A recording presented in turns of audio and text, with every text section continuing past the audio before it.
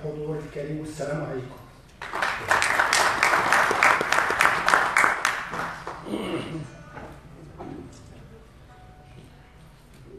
بسم الله الرحمن الرحيم، والصلاة والسلام على سيد المرسلين. شكرا لسيدي المدير محافظ المكتبة الوطنية للمملكة المغربية الأستاذ الجليل الدكتور إدريس خروز المحترم على كلمته الترحيبية بالسادة المحاضرين وبالحضور الكريم الذي شرفنا في هذه الأمسية المباركة بحضوره لتقديم الطبعة الثانية للمعلمة التاريخية سلوة الأنفاس للعلامة شيخ الإسلام محمد بن جعفر الكتاني. إن احتضان المكتبة الوطنية لهذه التظاهرة يجسد على أرض الواقع الأهداف النبيلة التي من أجلها تعمل كل يوم هذه المؤسسة العتيدة، والمعلمة الثقافية الكبرى والمنارة الحضارية في رباط الخير عاصمة الأنوار. إنها بحق مقصدا لأهل الأدب والمعرفة والبحث العلمي في زمن الإنتاج الفكري والإبداعي. حضرات السادة المحاضرين، السادة الأساتذة، العلماء الأجلاء، رجال الفكر، عمداء وباحثين، سيداتي سادتي، الحضور الكريم المبجل، يسعدني في بداية هذا الحفل البهيج أن أقدم لكم في بضع كلمات الأساتذة الذين شرفونا بالمساهمة في ندوة تقديم الطبعة الثانية لسلوة الأنفاس، وهم من النخبة العزيزة على قلوبنا، وإن كانوا في الواقع لا يحتاجون إلى تعريف لأنهم أشروا من نار على علم كما يقال، احتراما لمنهجية تقديم الندوات.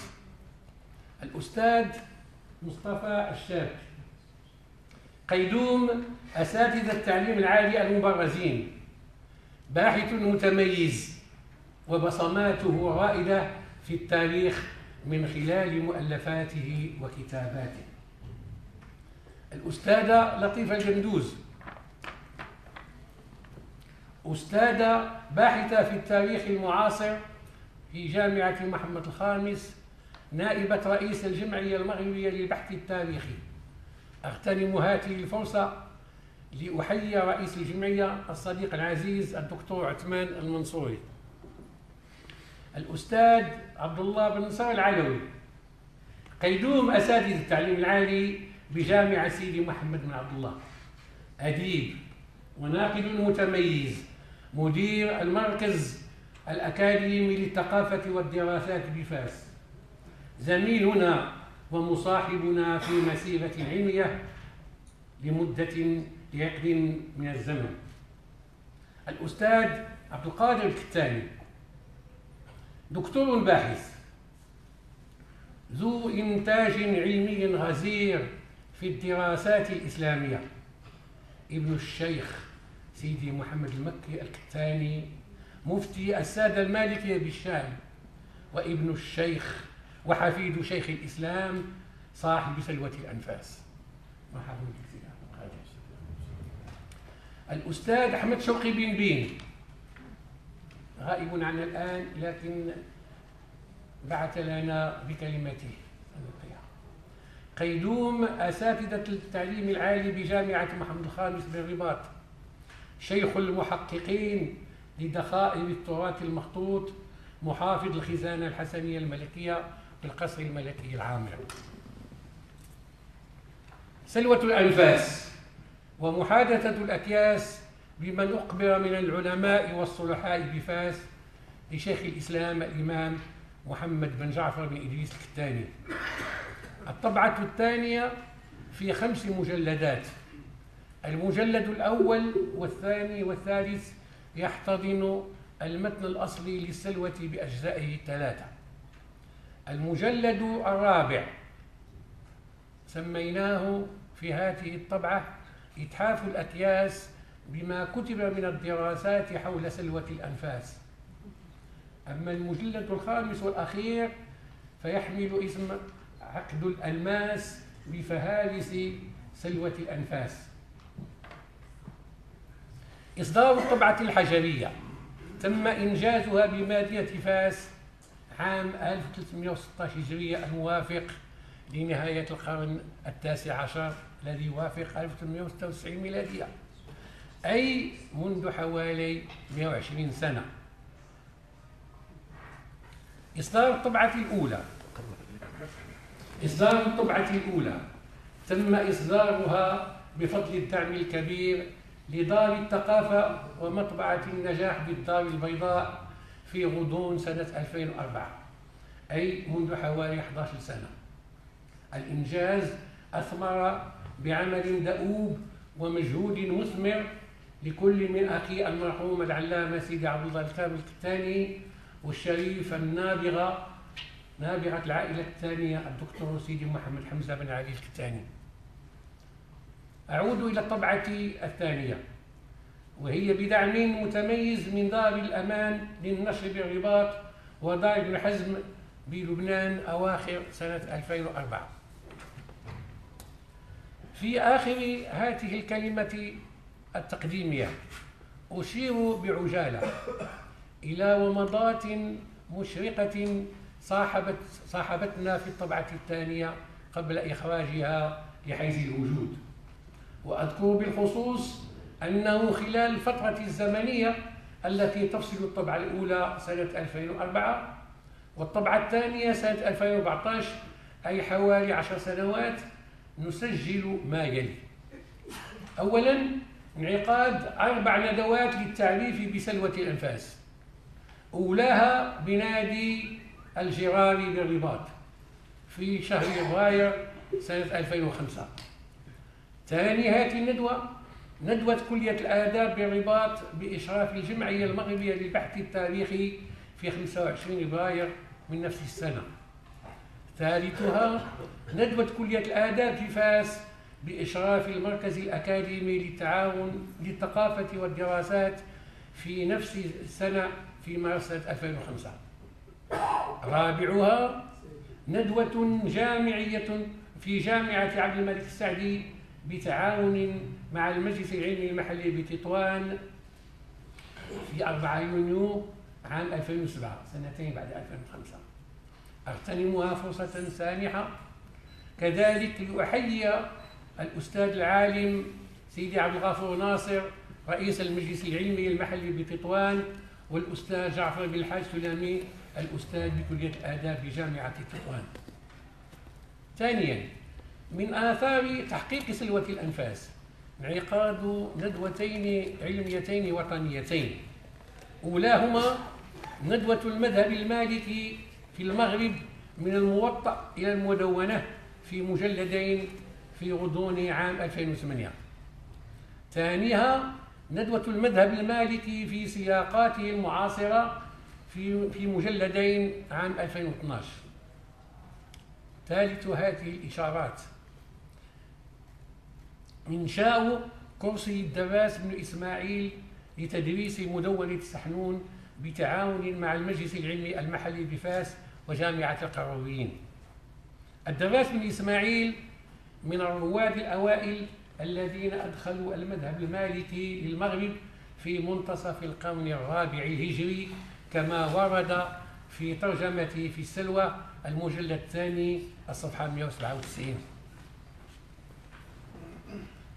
رابع هذه الومضات انطلاق أعمال مركز الدراس بن إسماعيل لتعريف المذهب لتقريب المذهب والعقيدة بفاس سنة 2010 التابع للرابطة المحمدية للعلماء. خامس هذه الومضات انطلاق أعمال مركز البحوث والدراسات في الفقه المالكي بالقنيطرة التابع سنة 2011 التابع للرابطة المحمدية للعلماء. وآخر هذه الومضات ترميم مسجد الدراس بن إسماعيل بعدوة فاس القديمة وإعادة الاعتبار بمقامه التاريخي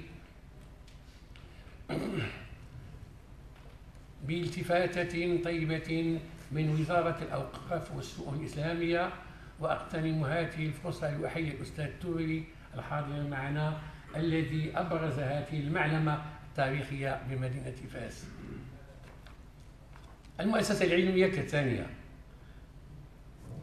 تنتمي المؤسسة العلمية إلى المجتمع المدني، ومن أهم أهدافها إحياء التراث العلمي المغربي والعربي، تشجيع البحث العلمي بكل أنواعه وبالخصوص في ميدان العلوم الإنسانية. أما الموسوعة الثانية لتاريخ فاس فهي بإشراف محل ابننا الدكتور سيدي محمد بن حمزة بن علي المرحوم فقيه العلم الدكتور سيدي علي الكتاني، نعده نابغة العائلة الكتانية بإنجازاته المتعددة في تحقيق وإخراج ما خططه وكتبه بالخصوص في هذه المرحلة علماء العائلات الكتانية والفاسية. أعطي الكلمة الآن تباعا لكل من الأستاذ مصطفى الشابي، ثم الأستاذة لطيفة الجندود، ثم سيدي عبد الله بن نصر العلوي، ثم سيدي عبد القادر الكتاني، ثم سيدي محمد بن علي الكتاني عن الأستاذ أحمد شوقي بن بين، وسيتحفنا في آخر الجلسة الأخ الشاعر أستاذ تنان السوسي بقريد شعري. والسلام عليكم ورحمة الله تعالى وبركاته.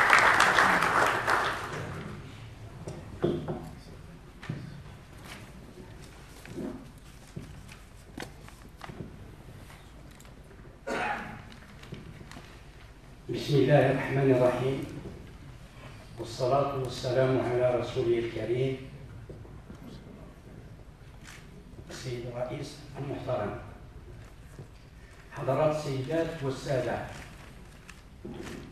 أود في بداية كلمتي هذه أن أعرب عن سعادتي وارتباطي بالمشاركة في وقائع هذا الحفل البهيج الذي ينظم بمناسبة صدور الطبعة الثانية لمؤلف الشيخ محمد بن جعفر بن إدريس الثاني الموسوم بسلوة الأنفاس ومحادثة الأكياس لمن أقبر من العلماء والصلحاء بمدينة فاس، مرفوقا بسفرين: الأول خاص بالفهارس، والثاني بالدراسات والبحوث التي اتخذت الكتابة موضوعا لها. واستجابة للدعوة الكريمة التي تلقيتها من الأخ الكريم والزميل العزيز الشريف سيدي حمزة بن محمد الطيب الكتاني لإلقاء كلمة بالمناسبة، أعددت الورقة الآتية، وهي تحت عنوان: من مظاهر ورع وتواضع الشيخ محمد بن جعفر بن إدريس الكتاني. وليس القصد هنا من عرضنا هذا تناول الموضوع بشيء من الإسهاب والتفصيل، فهذا وغيره من الموضوعات والقضايا التي عالجها بكيفية مستفيضة ثلة من الأساتذة والباحثين الأجلاء في 30 عرضا التي خصوا بها سلوة الأنفاس. وقد أحسن المحققان صنعا بإفراد صفر خاص موسوم بإتحاف الأكياس بما كتب من دراسات حول سلوة الأنفاس، فجاءت هذه الطبعة الثانية التي تشتمل على متن السلوى في 3 أجزاء، والصفر المذكور قبل حين، وموجد خامس خاص بالفهارس المتنوعة التي أكملت عمل هذا التحقيق، الكل في طبعة جد أنيقة وحلة خشيبة جميلة. هذا وسوف يقتصر عملنا في هذه العجالة على سوق واقعة نامل أن تساعد على تلمس شيء من الجانب الذي يهمنا هنا من شخصية الشيخ محمد بن جعفر بن إدريس الكتاني، المولود بفاس كما هو معلوم سنة 57 و800 وألف، والمتوفى بها سنة 27 و900 وألف. نتبعها بإثبات بعض الملاحظات والاقتراحات المنهجية والشكلية أوحت لنا بها قراءتنا للكتاب السائل في الكتاب، أي إتحاف الأكياس. ففيما يتعلق بالنقطة الأولى، عثرنا على ما يفيد حول ما عرف عن الشيخ محمد بن جعفر الكتاني من ورع وتواضع أثناء قيامنا بتحقيق كتاب النهضة العلمية على عهد الدولة العلوية لمؤلفه مؤرخ الكناس النقيب مولاي عبد الرحمن بن زيدان المتوفى سنة 46 و900 وألف، والذي هو أيضا من تلامذة الشيخ سيدي محمد بن جعفر، وهو التحقيق الذي أنهيناه في الآونة الأخيرة. ففي سياق الحديث عن منجزات السلطان مولاي عبد الحفيظ بن الحسن، تولى الحكم سنة 98 وألف وانهاه سنة 1912 كما هو معلوم، في مجال التأليف وطبع الكتب وإكرام العلماء والاعتناء بشؤونهم، كتب ما يلي: أي عبد الرحمن بن زيدان.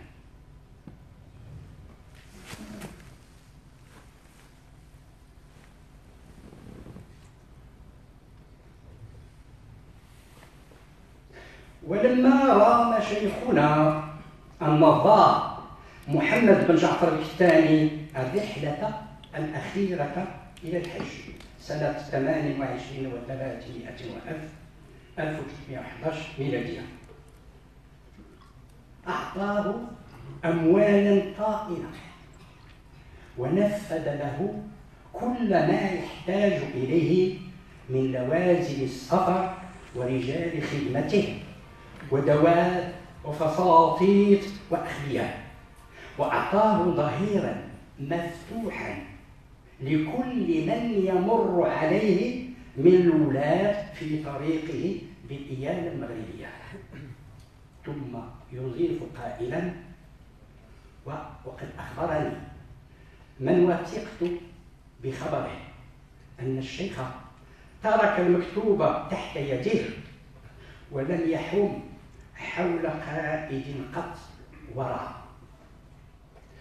ونقرأ عند ابن زيدان في هذا الصدد كذلك أن المولى عبد الحفيظ بعد تنازله عن العرش لفائدة أخيه المولى يوسف ابن الحسن تحت الضغوط الشديدة التي تعرض إليها من طرف سلطات الحماية الفرنسية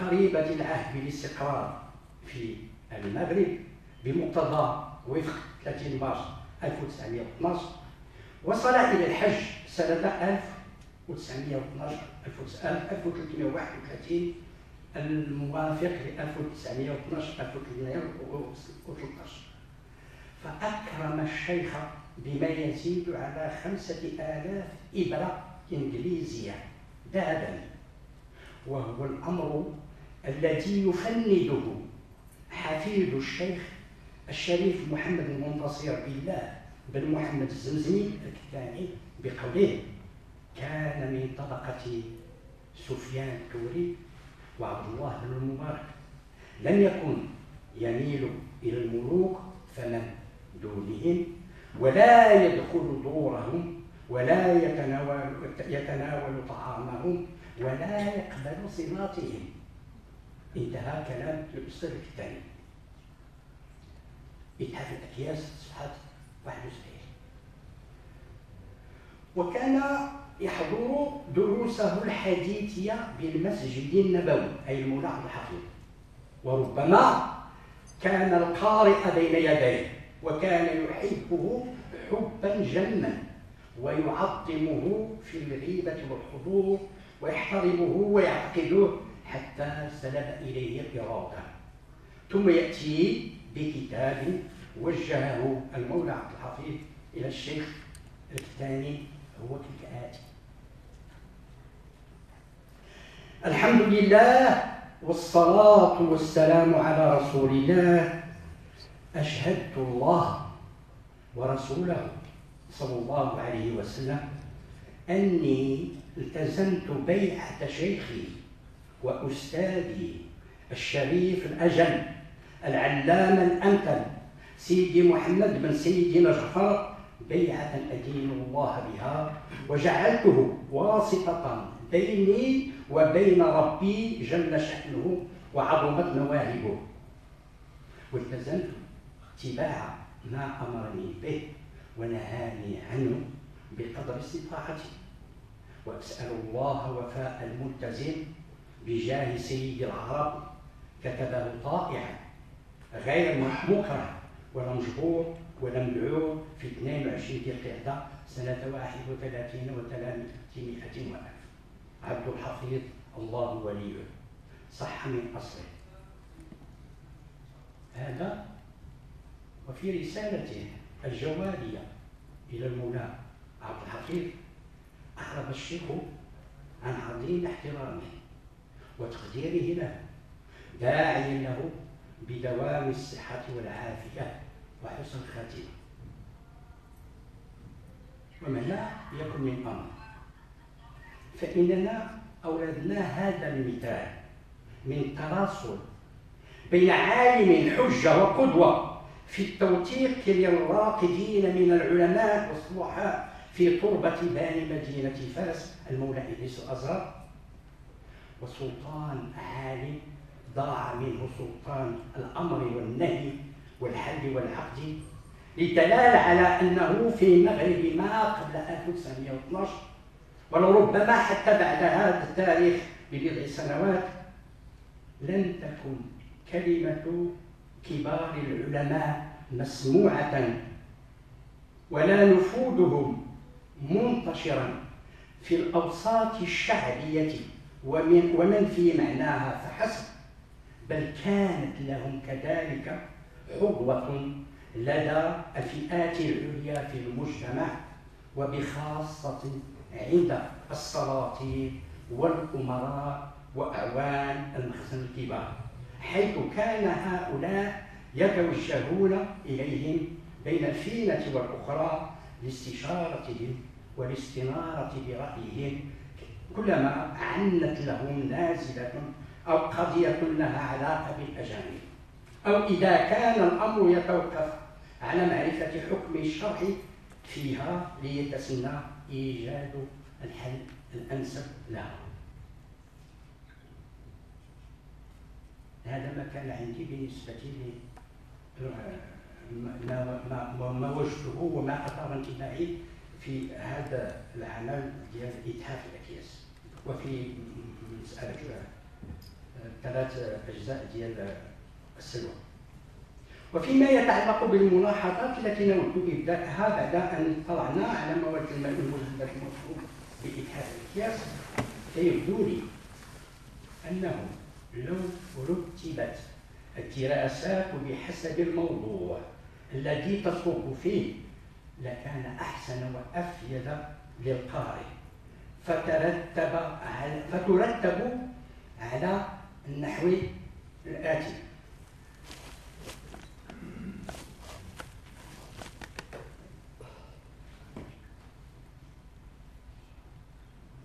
هذا بالطبع الكتاب يضغط ويتداول ويضرب إلى آخره، ولكن ربما إذا كانت هناك طبعة ثالثة في المستند تؤخذ بعين الاعتبار.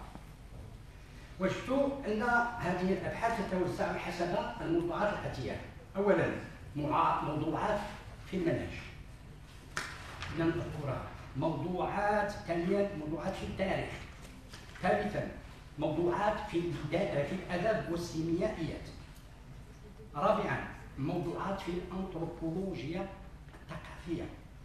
وفيها هنا عنوان واحد الكتاب اسمه العالمات الصالحات المترجم لهن في سلوة الأنفاس. هي خصها تكون العالمات الصالحات المترجمات في المتعدية في سلوة الأنفاس. وأخيرا الخامس هو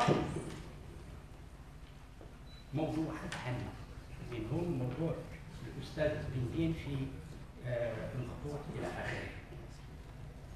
بالنسبة للملاحظات في الهفوات والهالات اللي صلوا وتكون موجودة في مثل هذا العمل، وهي أخطاء مطبعية، وبخاصة مقال روني باسي ابتداء من صفحة 410 كتب قبل كل هذا صاحب إنشاء دول الشريفة بالمغرب، إتابليسمون دي شريف وماروك، دار ان كور، يعني موريس ولا ميشيل ولا ميرسييه ولا مصطفى ولا اسعد، وهي يكون هو اسمه اوغست كور. صفحة 439 كتب اسم القنصل الشهير الفرنسي شانيير، بالعربية داروا ليه شانيير وهي خصها تكون شيرين. بوتي دو لا كروا، واحد بوتي دو لا كروا دار بالعربية بيتس هو خصو يكون بوتي دو لا كروا، بوتي دي لا كروا. أرنو أر تي ماشي بالعربية أرنولد، هذاك التي ما نقراوش يكون أرنولد. واحد ال ديال لا ديناسي ما كايناش هاي. صفحة 14 في الغالب نستعمل كذا كل كلمتي بقولنا ياتي وفي ختام كلمتي هذه لا يسعني إلا التنويه بالمجهودات الجادة والمساعي الحميدة التي تبذلها المؤسسة العلمية الثانية، ممتلكان في شخص الأخ الكريم الدكتور سيدي حمزة بن محمد بن طيب الكتاني حفظه الله، في سبيل إحياء التراث والإسهام في تنشيط الحياة الثقافية في ربوع وطننا العزيز. والسلام عليكم ورحمة الله.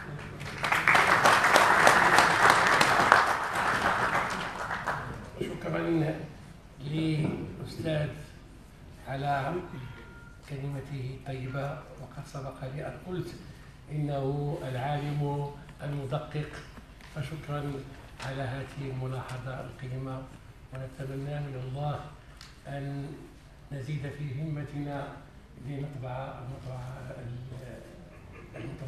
الطبعة الثالثة إن شاء الله. الكلمة الآن للأستاذة العالمة أخت لطيفة القندوز.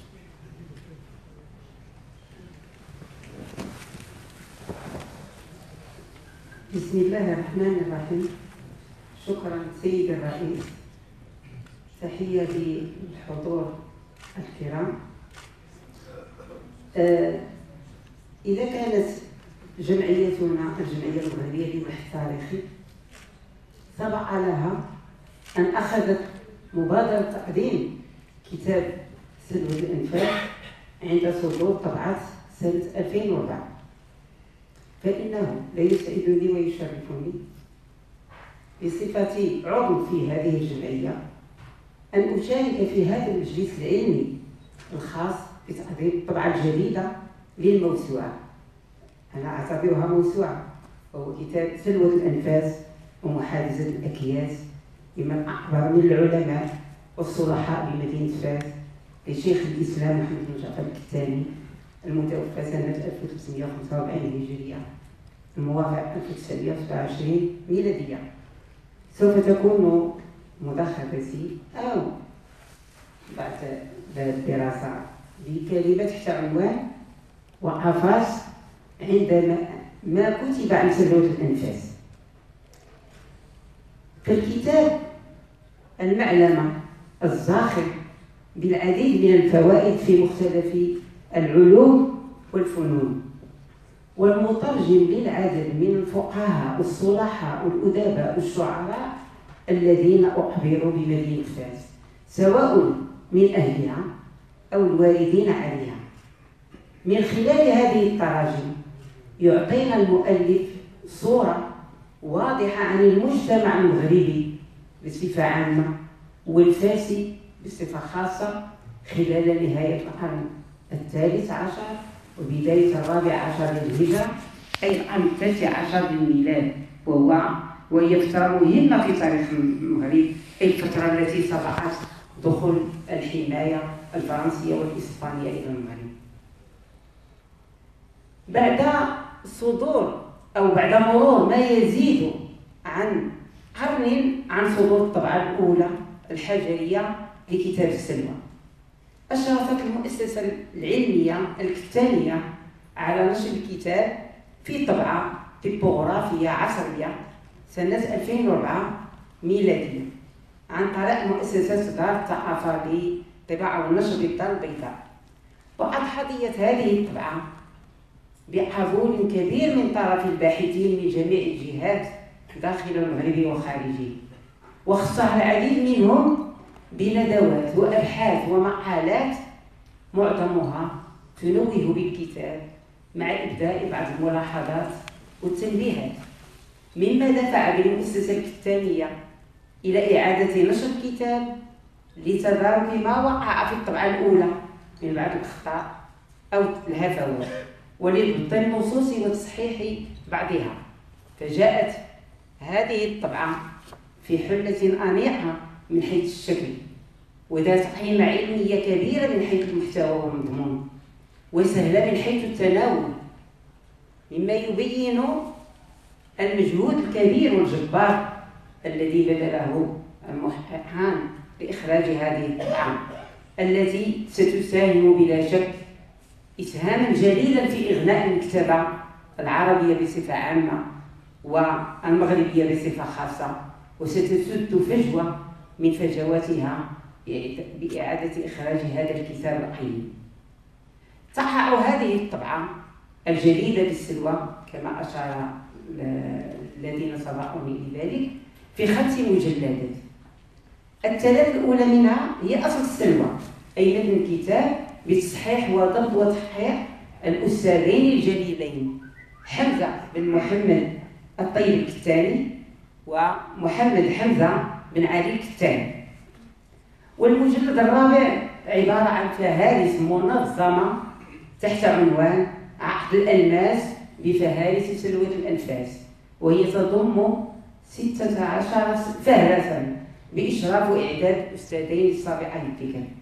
أما المجلد الخامس فقد جمع فيه معظم الدراسات التي وضعت عن كتاب السلوى، وهي تقريبا حوالي 37 دراسة ومقال، مع تصدير به ترجمة وافية للمؤلف، وهو المجلد المسمى إتحاف الأكياس بما كتب من الدراسات حول سلوة الأنفاس.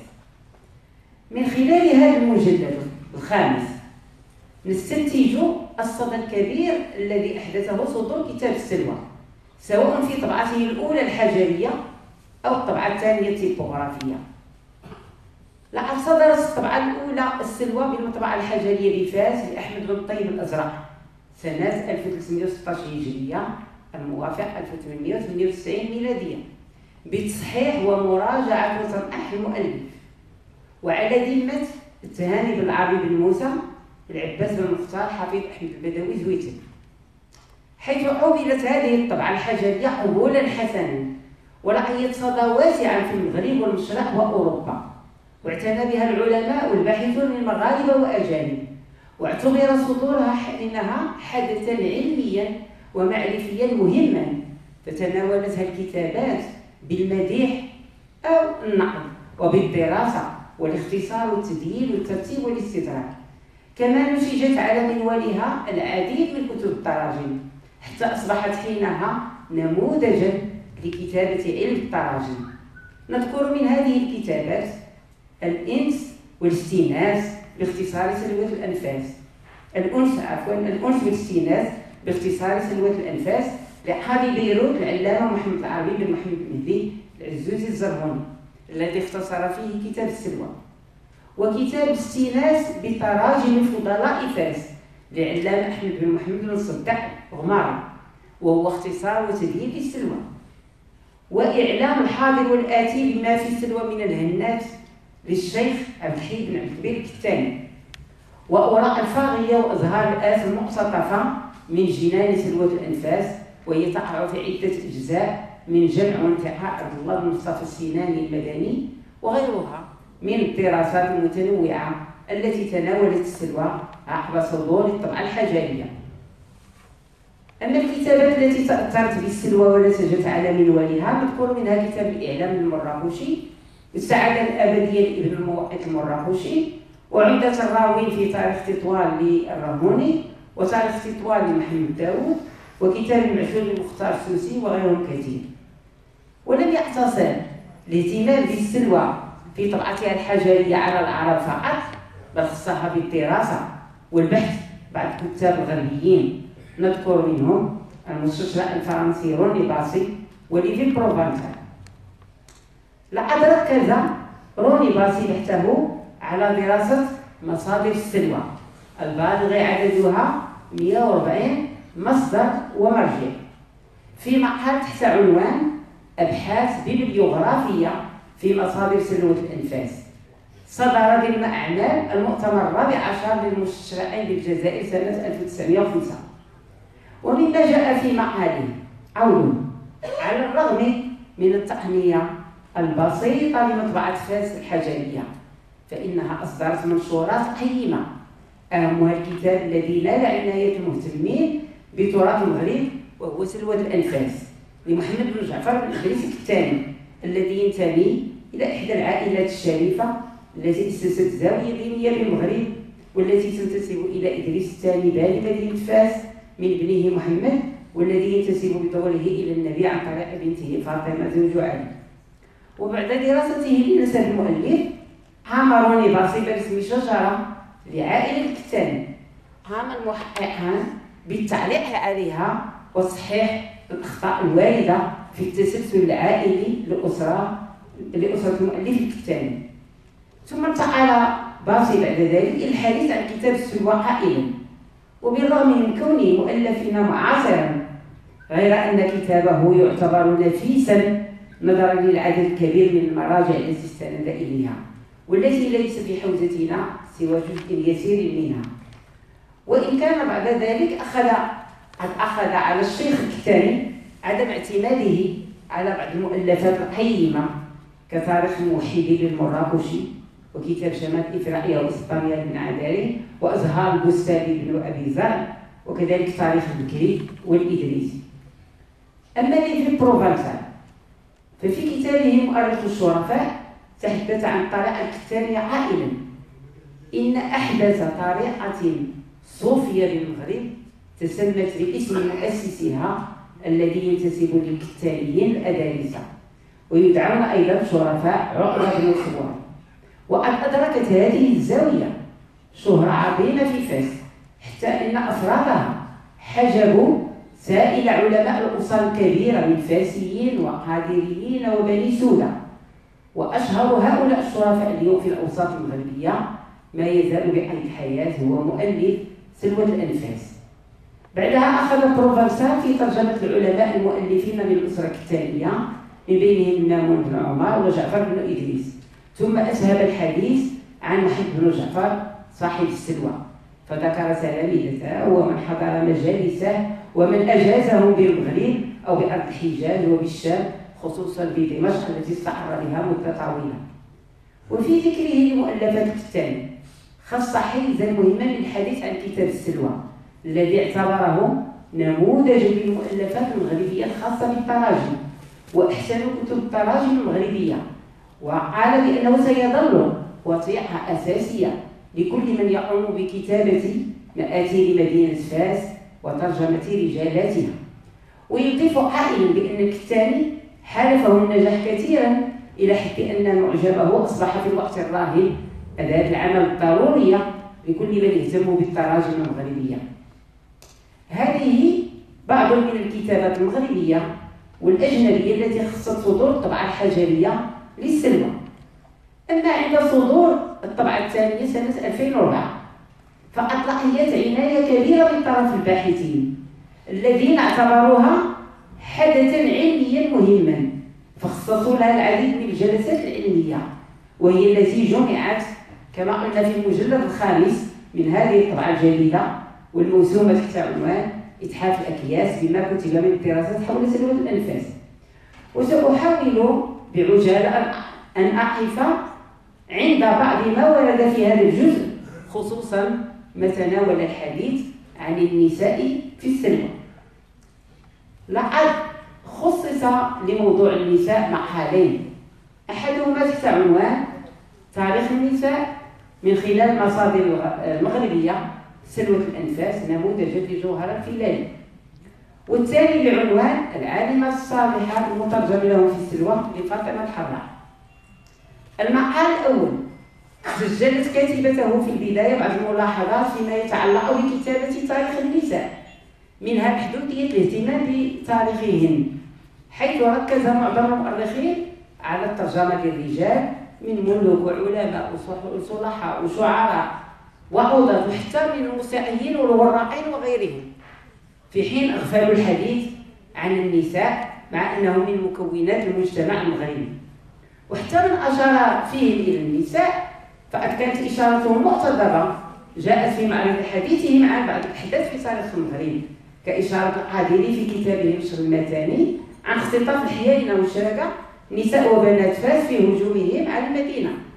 كما اهتم البعض بالتراجم للنساء عند حديثهم عن الأسر الحاكمة، فذكروهن كأمهات الملوك زوجاتهم وبناتهم وأخواتهم، ولكن بصفة محدودة، بل أن بعضهم اعتبر التأريخ للنساء أمرا مشينا، مثل مؤاخذة ابن عبد الملك المراكشي في مقدمة كتابه الدين والتكميل لابن الأبار عندما أورد أخبار بعض النساء، حيث قال: إنها لعثرة لا تقال، وزلة لا تغتفر، وسيئة لا تكفير لها، وكبيرة يجب المتاب عنها والإقلاع بتوفيق الله عنها، والله حسبنا ونعم الوكيل.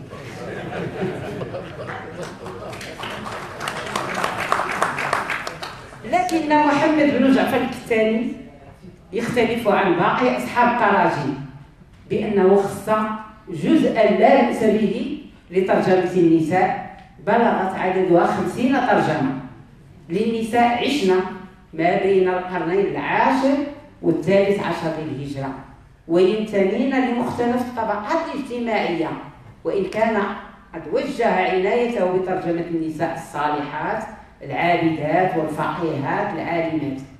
وقد خصصت الأستاذة الحراء في مقالها دراسة مفصلة لهذا الصنف من النساء الوالدات في السلوى في محاولة منها لإبراز بعض القيم التي تأسست عليها هذه التراجم، حيث ذكر صاحب السلوى أن كثيرا من الصالحات كن السبب في صلاح أزواجهن أو أبنائهن أو إخوانهن. وقد دفعت ترجمة النساء في السلوى العديد من المؤلفين الذين كتبوا بعد الكتاني للعناية بتراجم النساء، مثل عبد السلام بن سودة في كتابيه إتحاف المطالع وسلم النصار، ومحمد الكانوني في مؤلفه شهيرة المغرب. لذا يمكن اعتبار السلوى من المصادر الأساسية التي تنفع الباحث في دراسة تاريخ النساء المغربي. ولا شك أن العديد من الأشخاص يجدون ترجمة أو أكثر لأحد أجدادهم أو أقربائهم أو معارفهم في السلوى التي تحتوي على 1881 ترجمة. وأنا بنفسي تعرفت شخصيا على أحد أجدادي من خلال السلوى، حيث كان قد دلني عليه المرحوم علي كتاني والد حمزة كنت قد التقيت به في منزل خاله عبد الحميد الفاسي، فقال لي يجب أن تعرفي ترجمة أحد أجدادك في داخل السلوى. وكانت هذه هي بداية تقريبا إلمامي بالمطبوعات الحجرية واهتمامي بالطبعات الحجرية. واسمحوا لي أن أتلو عليكم ما قاله الثاني في حق جدنا، حيث ذكر بأنه العلام النحوي الحافظ سيدي محمد بن الحسين الزندوج. قال عنه الحافظ المحقق الضابط المحصل العلام المدرس الأنفع سيبويه زمانه والمقدم في علم العربي والتصريف على سائر الأئمة في عصره وأوانه، أبو عبد الله سيدي محمد بن الحسين الزندوج. كان رحمه الله من العلماء العاملين والصالحين والصلحاء الفاضلين، له عكوف على تعليم العلم وتعلمه، لا سيما علم العربية، فإنه برع فيه وكان أحد أعيانه، مشار إليه بإتقانه، معلوما بتحقيقه، يقوم على ألفية بن مالك بشروحها وحواشيها، ويستحضر كثيرا من تحقيقات الدماميني في شرح السيف، ومن شرح الربيع على كافية بن حاجب وغيرها من كتب العربية، ويحفظ كثير من الأدب والحكم واللغة وأيام العرب، ماهرا في جمع ذلك، مقبلا على التدريس، وله فيه لسان فصيح وتبليغ بالغ، مجلسه مجلس هيبة ووقار، لا يستطيع أحد أن يجيش فيه إلا مشمرا عن سائر الجد، وله فيه مكانة وعلو وجلالة، لا يسع أحد الجلوس في مجلسه إلا مطرقا مستمعا مصغيا مستجمعا. أخذ رحمه الله عن الشيخ المسناوي وأبي العباس النجاري وأبي العباس أحمد الشدادي الأكبر، وكان من خلقه أنه يرافق تلاميذه في الجلوس في درس منهم دونه في العلم تواضعا وحرصا. وأخذ عنه جماعة من الأعيان كسيدي عبد المجيد المنالي وأبي عبد الله سيدي محمد بن طيب القادري صاحب النشر المتاني والشيخ سيد التاودي بن سوده المري، إلى أن توفي عشية يوم الخميس الثالث من محرم عام 48 و100 ألف. كذا ذكر وفاته في النشر، ودفن يوم الجمعة في عرصة من أهل الحومة للشرفاء أهل وزان، اتخذوها مقبرة لهم بجوار روضة الشيخ سيدي محمد المليتاني. هذا المثال يعطينا فكرة عن كثافة المعلومات الواردة في السلوى وقيمتها العلمية والعمرانية. لذا يصح القول ما ذكره المرحوم المنوني قائلا إن سلوى الأنفاس تعتبر أكبر مصدر لتاريخ رجال فاس إلى عصر تأليفها، ولم يدون قبلها ولا بعدها ما يوازيها في موضوعه. وأختم بقول الشاعر: هذا الكتاب لو يباع بوزنه ذهبا لكان البائع المغبون. السلام عليكم ورحمة الله. شكرا للأستاذة العالمة لطيفة الجندوز. مباراة ثانية تقدمها لنا الجمعية المغربية للبحث التاريخي. مباراة أولى كان في تقديم الطبعة الأولى، الآن مباراة ثانية وقد سمعنا إلى حديثها المتميز في هذه الكلمة العلمية لتقديم الطبعة الثانية. شكرا لك سيدتي. الكلمة الآن للأستاذ مقتدي سيدي عبد الله بن صالح العالم.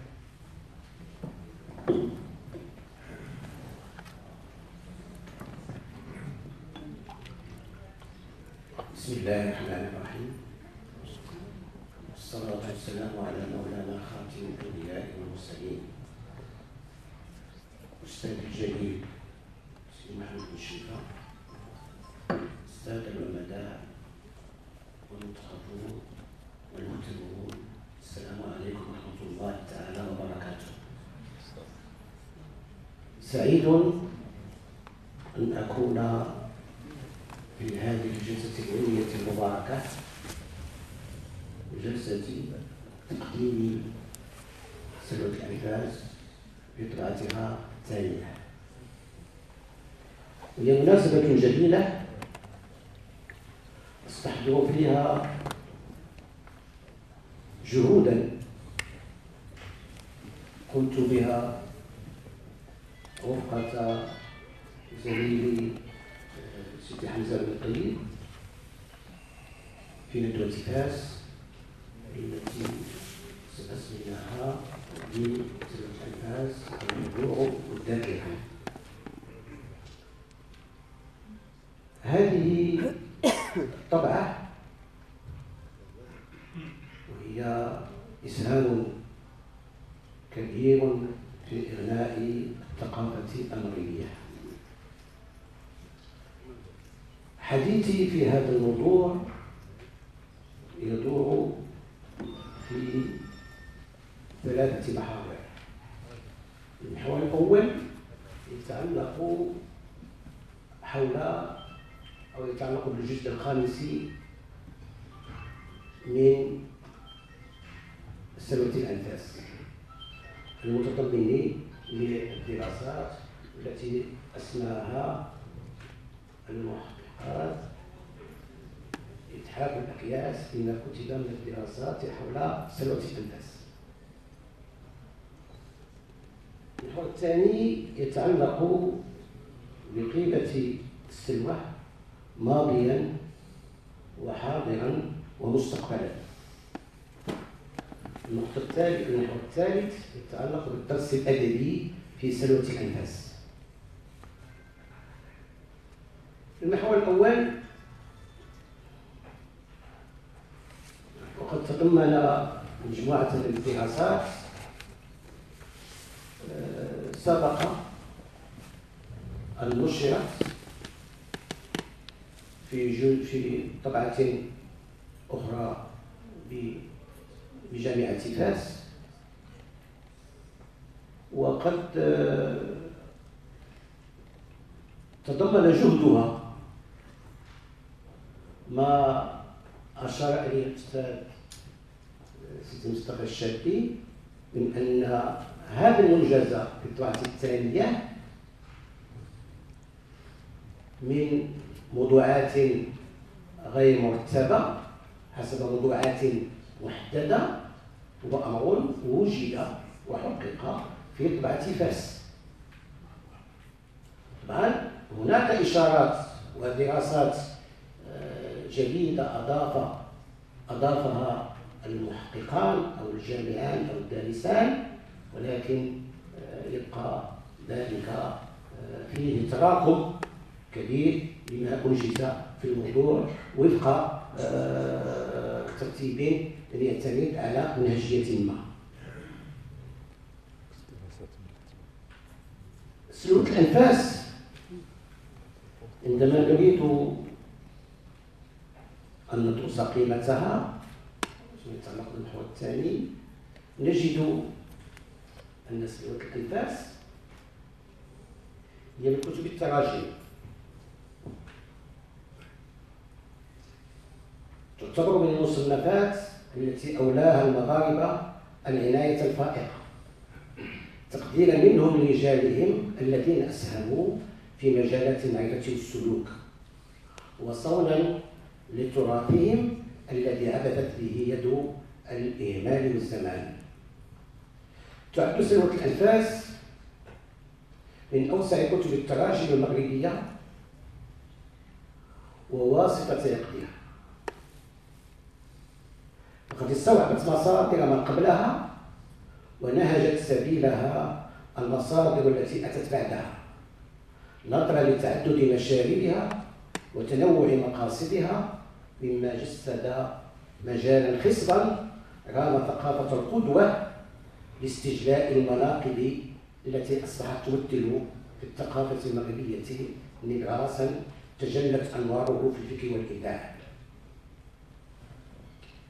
سلوة الأنفاس لتعدد مجالاتها وتعدد اهتمامات الباحثين بها وفيها، نلحظ أن لسلوك الأنفاس حضورا كبيرا في تاريخ ثقافة المغرب، ولا نلحظ الآن مجموعة من الدراسات كشفت عن ماهيات وبنيات هذه التراجم التي تضمنتها سلوة الأنفاس. في هذا الحضور وفي هذه القراءة نجد أن سلوة الأنفاس إذا كانت تمثل حقا ذاكرة للثقافة المغربية تجاوزت الزمان والمكان إلى امتداد حقول علمية جسدت قوات فاعلة متعددة. فهناك القوة الصوفية المتحكمة في العقيدة والفقه، وهناك القوة العالمة المتحكمة في المعرفة والتربية، وهناك القوة الإبداعية المتحكمة في الفكر والتأويل، وهناك القوة المشاركة المتحكمة في عقول العامة والخاصة. هذه القوى تفاعلت مرجعياتها وأصبحت تشكل في زمن المصالحة مع الذات استمرارا لنهج إقرار القدوة وتحقيق الفعل في سبيل معاودة التراث بين الأنا والنحن للنفوذ إلى مكامنه ومقوماته. ومن ثم لم تكن الذاكرة في سلوة الأنفاس مجرد ماض مضى، بل لها من الحضور ما يجعل هذه الندوة وما يجعل صدور هذه الطبعة ثانية متجددة تنجز تواصلا علميا أكاديميا وحداثيا بما له من الامتداد والإشعاع اللذين يصنعان لحظات التنوير والإشراق في زمن تعولمت أحواله وفاضت مشاكله. إن دراسة كتاب سلوة الأنفاس وتحليل تجلياتها الثقافية أمر جدير لرعاية البحث العلمي، ما فيه كما قلت من صون للهوية المغربية ودعائمها الاجتماعية والفكرية. سلوة الأنفاس ليست كما قلت مجرد كتاب يدرس مجموعة من التراجم للذين مضوا، ولكنها تضم في طياتها معلومات كبيرة وعلى جانب كبير من الأهمية،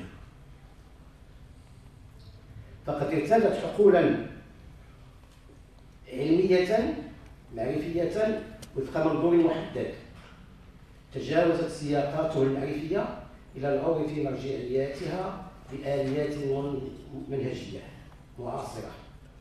ومن ثم لم تكن موضوعات السلوى في التاريخ والتصوف والأدب والأماكنية باعتبارها المكون لبنيتها، ولكن هناك أيضا مجالات أخرى تتطلب دراسات كاشفة عن بنيات أخرى تتعدد بتعدد سبل اقتحام النص.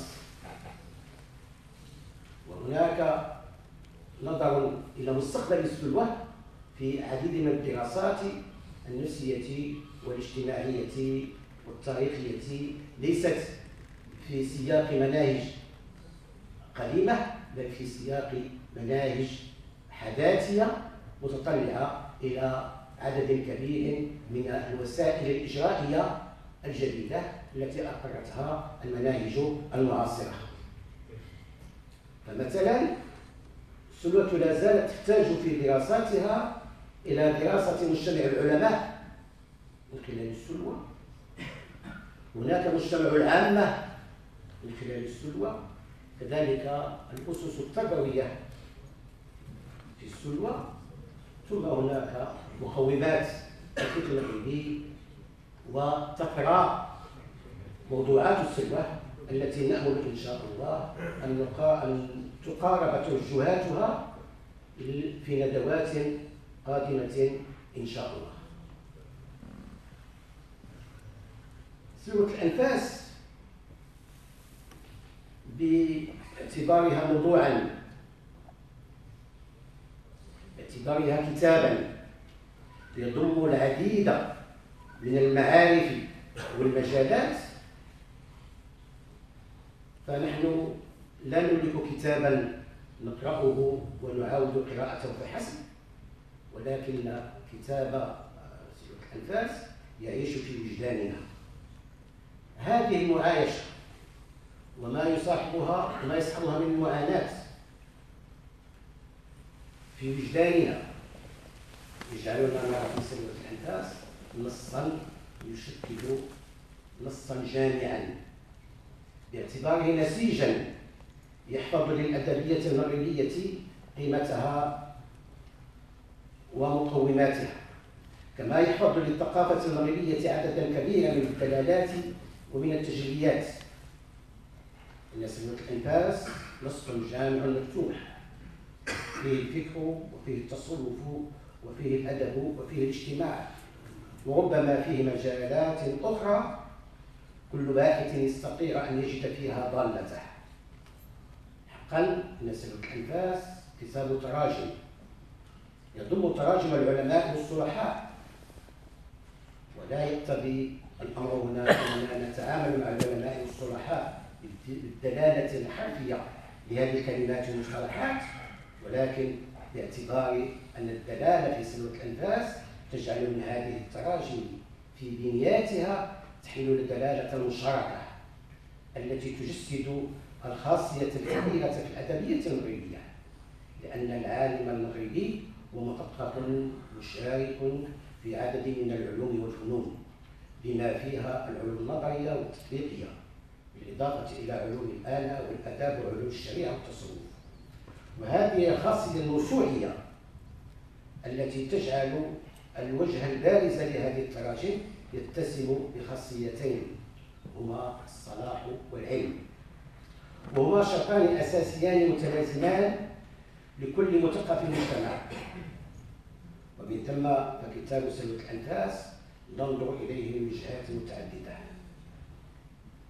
من هذه الوجهات الوجهة الأدبية، ومن ثم يمكن أن نعتبره مصدرا من مصادر الأدبية المغربية نظرا لما ورد فيه من النثر الفني والشعر والسرد، وفيه من الأمثال والحكم، كما أن أسلوب سلوى في عمومه أسلوب أدبي لكونه توسل بأساليب البلاغة بما فيها من بديع سجعا وجناسا، وبما فيها من بيان تشبيها واستعارة.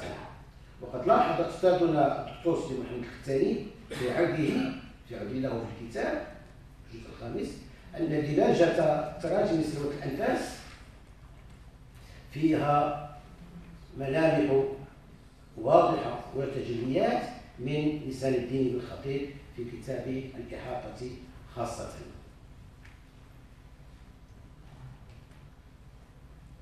أيضا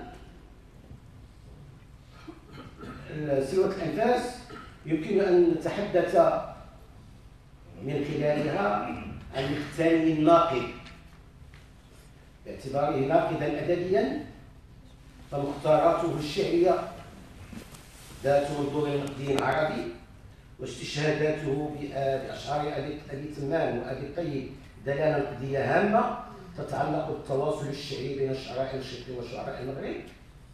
لذلك كان اختيار هذه الأشعار مكونا نقديا تجلى فيه النسيب بكل أبعاده والتصوف بكل مرجعياته، مما يشكل أبرز مقاصد النزعة الأدبية الأصيلة لدى كاتب السلوى. وأنا أتصفح كتاب الجزء الرابع الخاص بالفهارس أن الإخوة الكرام عدد في فهرس الشعر في فهرس القوافي عدد كل أبيات الأراجيز، وأشار فقط إلى الأشعار الأخرى حسب الروي. وكنت أود حتى نصنع ديوان السلوى أن يعمد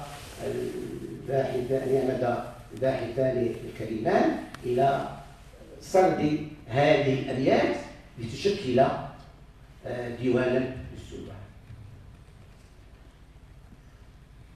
حتى لا أطيل السيد الرئيس ينظر إليه، ولكني أشير إلى اهتمامي الثاني والسلوى بالمعارضات. قد أشار إلى معارضات حمدون بن الحاج الشاعر والشاح الإسلام القادري، وذكر الشعراء بالأوصاف التي وصفهم بها النقاد. مثلا فقد وصف محمد بن عبد الله الدلائي بالشاعر المطلق. ومن جهة أخرى لا نكاد نجد الفصيحة وحده في ديوان سلوك الأنفاس الحسن، ولكننا نجد الملهون أيضا، باعتبار أن الشعرية المغربية في شقيها الفصيح والملهون تثري الحضور الأدبية لسلوك الأنفاس لما فيها من التكامل والتداخل. أخيرا يبقى في جعبتي سؤال حول ما أنجزه الباحثان الكريمان، وما حقق النص، أو الأحرى جدد قراءة النص الذي نشر من قبل مع أخيه سيدي عبد الله رحمه الله،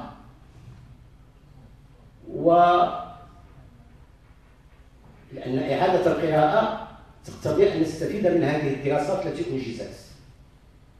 إذا كان هناك سؤال هل استفاد الباحثان من هذه الدراسات، وهذه الدراسات التي أنجزت تفيد التحقيق. من بين ما لاحظته أن سلوك الأنفاس التي تتحدث عن فاس، وفيها من أماكن فاس ما تحتاج إلى بسط وإلى تدقيق وإلى تحقيق وإلى تعريف بشكل موسع. طبعا الباحثان الكريمان أشارا كثيرا إلى بعض من ذلك، ولكني كنت أطمح إلى أن تكون الأماكنية في علم المكان بالنسبة لفاس ولتراث فاس حاضرا بشكل قوي في الهوامش، سيما وكنت أود أن هناك تصميم وضعه الشريف الثاني في سلوك الأنفاس في القطب، فالمركز هو ضريح مولاي إدريس وما يدور حوله من الصلحاء والعلماء. كنت أود أن تصنع خريطة، ولو أنها ستكلف وقتا وجهدا كبيرا فهي تغني البحث وتغني هذه الطبعة. أخيرا أقدم الشكر الجزيل للأخوين الكريمين اللذين أعطانا وقتهم الشيء الكثير في إخراج هذه الطبعة، وإن شاء الله سيأتي في المستقبل بحول الله من ينظر إلى هذه الطبعة ليجدد طبعاتها ويجدد تصميم دراساتها على نحو أعمق. وشكرا. شكرا للشريف إلى عبد الله بن نصر العلوي كما عهدنا من البحث العميق، وهو الذي أشرف على الكثير من الأطاريح في جامعات المغربية وفي جامعات خارج المغرب. فأقول له أبشره إنك صاحب دربنا وسنبقى معك، وقد شاركنا جميعا من بركات هذه السلوى بتهيئ ندوتين كبيرتين في فاس: ندوة المذهب المالكي في المغرب من الموطأ إلى مدونة سحنون، ومذهب المالكي في سياقاته المعاصرة. هذه رسائل وجهناها إلى شبابنا، إلى جيلنا، إلى علمائنا. كفى من أن ننظر إلى الفقه المالكي، الفقه العتيق الذي يستحق أن يبقى في الرفوف.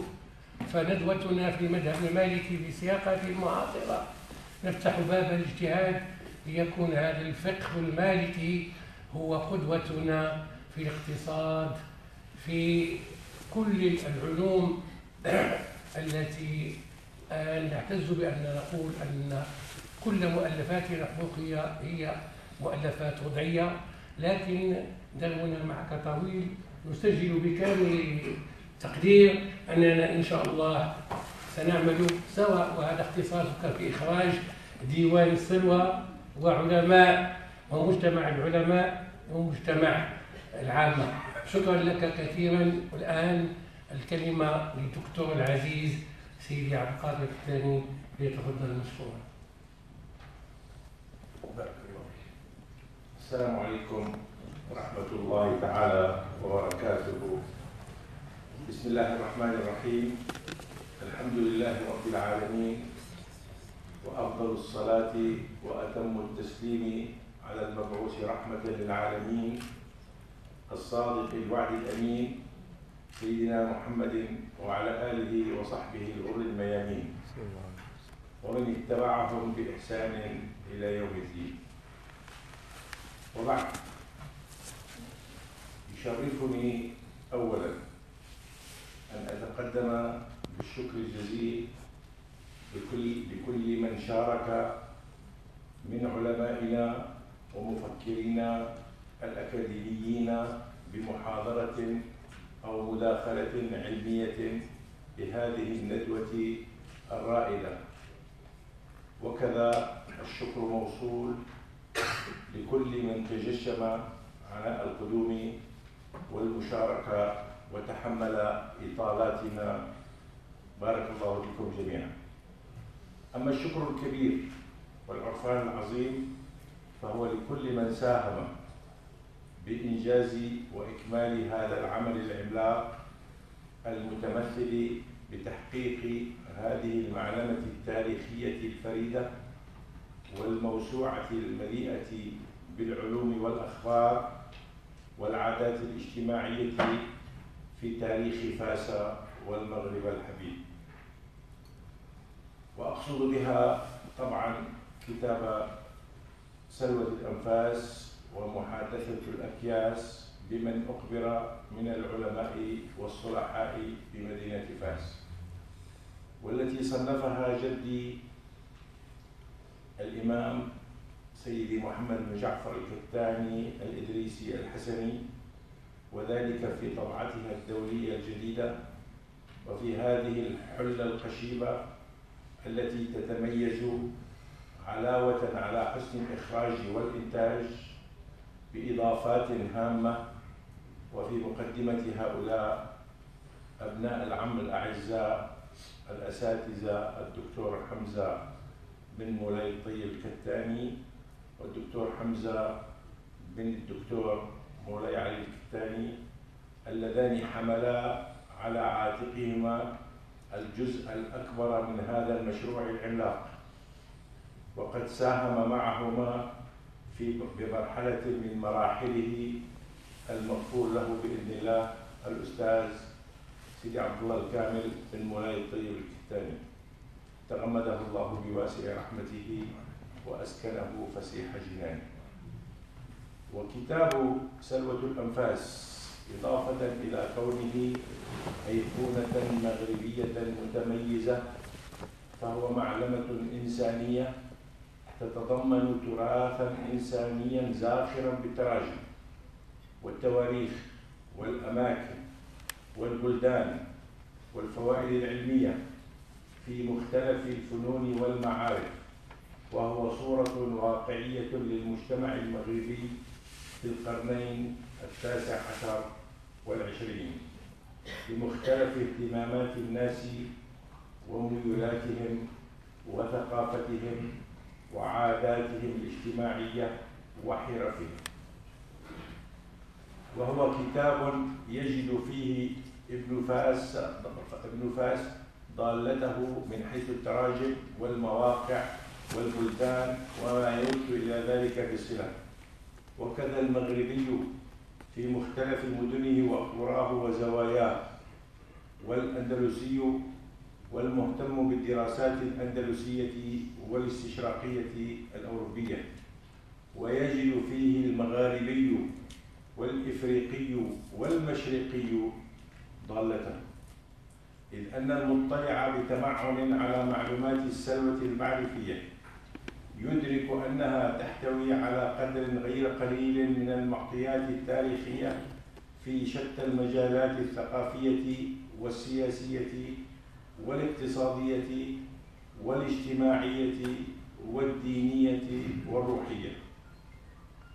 ورغم أن عنوان الكتاب يركز على مدينة فاس فقط، فإن بعض المعلومات والمعطيات جعلت من السلوة مصدرا لا يستهان به لكتاب وبحاثة المغرب وفي علاقاته مع بلدان المشرق، إذ نجد في الكتاب إضافة إلى تاريخ أحداث سياسية مرت بالمغرب في العصور الماضية والمعاصرة، كذلك أخبار بعض السلاطين وتراجم موسعة لأسر ورجالات العلم والصلاح والوجاهة والشرف والنساء بالمغرب، كما نجد معلومات عن الجوانب الاجتماعية والحرف والمهن اليدوية وغيرها، كما أنه ذكر الأعلام المغاربة الذين شدوا الرحال للأراضي المقدسة قصد المجاورة الشريفة،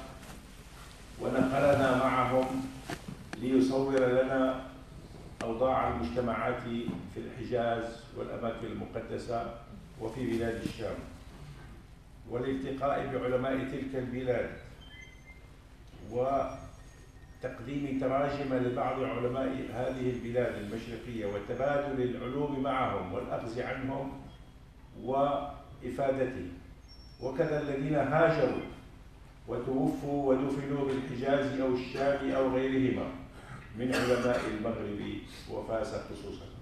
هذه المعلومات التي تزخر بها السلوى تهم الباحثين والدارسين في علوم التاريخ والاجتماع والانثروبولوجيا.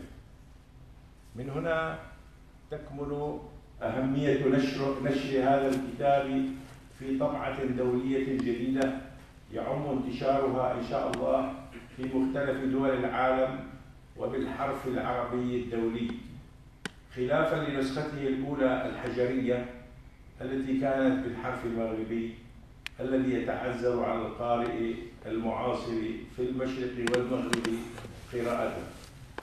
وقد يسر الله تعالى لرجالات المؤسسة العلمية الكتانية ممثلة بسيدي حمزة والموسوعة الكتانية لتاريخ فاس ممثلة بسيدي حمزة بن علي العمل على هذا الكتاب وتحدي العديد من المشاق والعوائق في حوالي 4 سنين من المثابرة والجهد والتدقيق والتحقيق.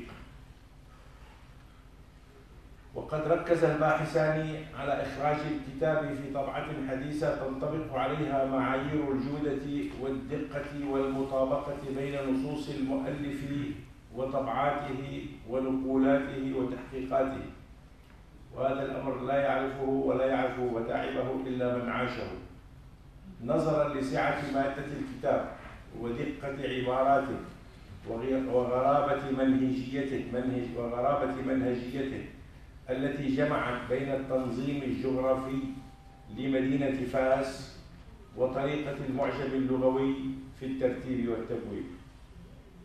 ونحن نعتبر أن صدور هذه الطبعة الجديدة بعد أكثر من قرن من الطبعة الأولى بمثابة صيحة علمية وسابقة ثقافية أكاديمية مغربية كانت سببا في إقامة مجموعة من الندوات المتعلقة بكتاب السلوى شارك فيها نخبة من أساتذة الجامعات والعلماء والمختصين في مختلف الفنون والعلوم التي تضمنها الكتاب. ونظرا لأهمية الدراسات التي تضمنتها هذه المحافل والندوات، فقد التأى الباحثان حفظهم الله جمعها في كتاب مستقل هو المجلد الخامس من سلوى الأنفاس بمشاركة الأستاذ الدكتور عبد الله بن نصر العلوي في إعداد هذا الكتاب وتقديم الأستاذ الدكتور عباس الجرالي. وخلاصة القول بأن سيدي الجد رضي الله عنه أحيا تاريخ مدينة فاس الثقافي والديني والاجتماعي والاقتصادي بكتابه سلوة الأنفاس، والحمزاواني، أقصد سيدي حمزة بن الطيب وسيدي حمزة بن علي، أحيايا كتاب السلوة بطبعة جديدة تنطبق عليها معايير الجودة والدقة، وأحيوه بشكل خاص بالجزء الخامس أو الرابع، لا أدري الخامس ولا الرابع؟ الإنجليزي. جزء مستقل غير مركب. بالجزء الخامس منه المسمى إتحاف الأكياس لما كتب من الدراسات حول سلوى الأنفاس. فمن لم يجد الوقت الكافي لقراءة السلوة كاملة يمكنه الاطلاع السريع على ملخصات وأقوال كبار العلماء والبحاثة والمحاضرين الأكاديميين في هذا المجلد، أمثال عمنا عميد الأسرة مولاي إدريس الكتاني، والدكتور محمد بن شريف، الأستاذ الدكتور عميد الأدباء المغاربة، والدكتور شوقي بن بين، والدكتور عباس الجيراري، والدكتور عبد الوهاب الفيلالي، والدكتور عبد الوهاب التازي رحمه الله، والدكتور عبد الوهاب منصور، والدكتور أحمد عراقي وابن مليح، والدكتور إبراهيم حركات، والدكتور ابن نصر العلوي، والدكتورة فاطمة الحراق، وغيرهم الكثير مما لا يتسع المجال لذكرهم جميعا. وحقيقة يعني الكل أفادنا في هذا الموضوع وأعطانا من زوايا مختلفة صورة رائعة عن السلوى. وأنا ما أخفيكم، يعني أنا قبل حوالي يعني أكثر من 20 سنة، ما بدي أكبر حالي كثير،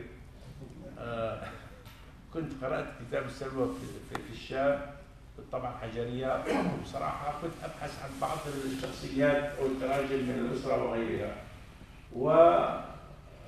ووجدت صعوبة.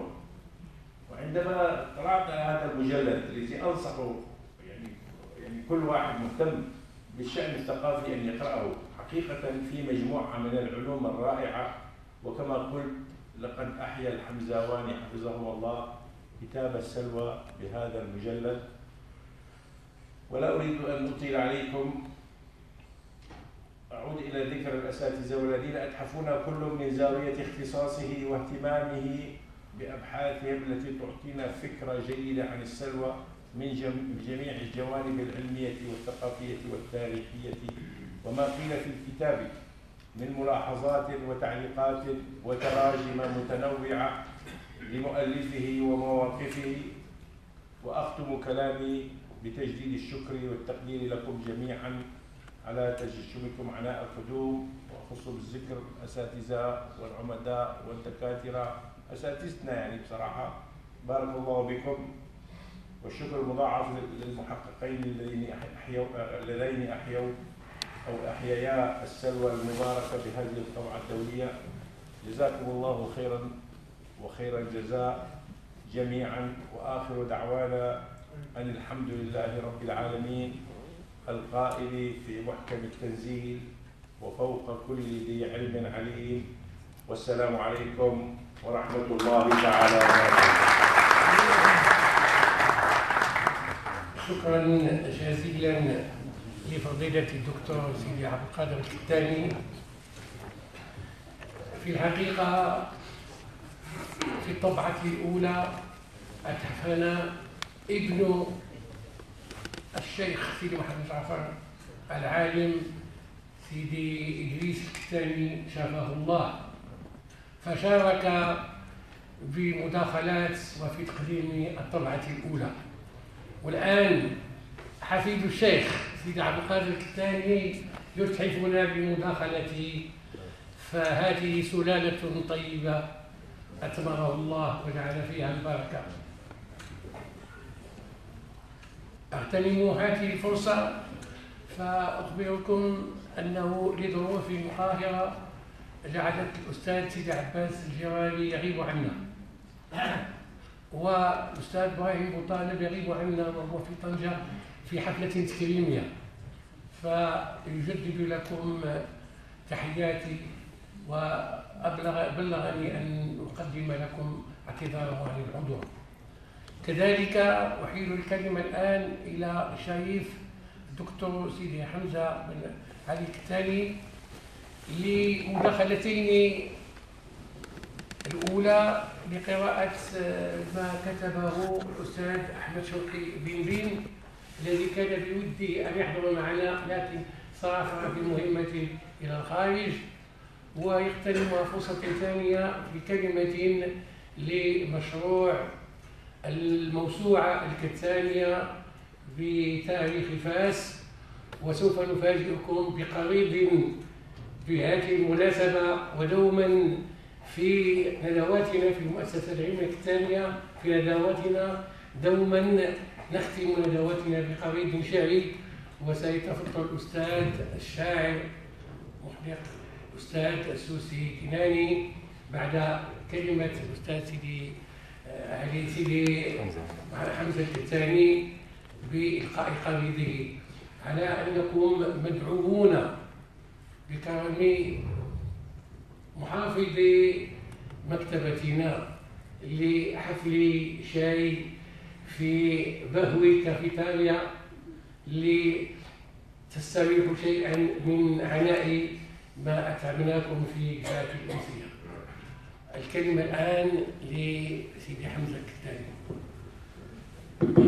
أشكر أستاذنا وحبيبنا وعمنا سيدي حمزة الكتاني رئيس المؤسسة العلمية الكتانية، وأتلو بين يديكم كلمة الأستاذ الفاضل الكريم الأستاذ الدكتور سيدي أحمد شوقي بن محافظ الخزانة الحسنية، التي أبى إلا أن تقرأ نظرا لعدم إمكانه الحضور كما ألمح إليه الدكتور سيدي حمزة.